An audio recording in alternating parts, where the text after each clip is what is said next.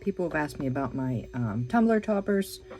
This one is ready to go. What I did was I used some E6000 clear to put the magnets on the top of this. I get these magnets on Amazon. I get pretty small ones. I get a bunch of them. They're pretty cheap.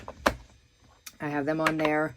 I built my tumbler topper and I built it on a car coaster. I'm going to adhere the magnets now to this piece, but the way that I do it to make sure that the right side of the magnet is up because of the polarity is I'm going to add 2 more magnets on top of each one of these, and as you can see, these are really hard to get apart. One. Oh my gosh. There's like no easy way to do this, so you just fight with it. Where'd that one go?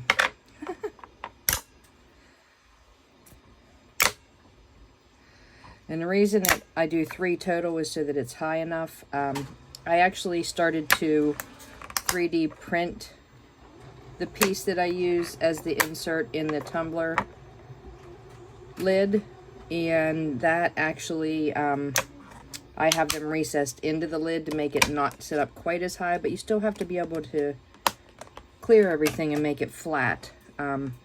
So when I sit that on there, I'm going to make sure I leave the straw opening open. And I always slide this back when I'm doing everything to make sure that the topper is going to clear that with it on. People like that on there. They don't want it to not have that sealed lid on there. So all that I do now is I'm going to put a little dab of E6000 on each one of these. You don't need much of this stuff. As long as you put it on there and let it sit for several hours or overnight, which is what I usually do, this stuff's going to stay right where you put it. And incidentally, my little ducky topper, I got the ducks on Amazon and the other pieces in the floral section, but I adhered that to this coaster. I just use my excess epoxy when I'm doing cups, but coaster mold, use them with UV resin. I, in particular, really like this Picasso, and it's inexpensive. I get it on Amazon as well. They run sales all the time. So now that I have this on there and I let it sit for just a minute, what I'm going to do is just carefully place my topper right on top of that.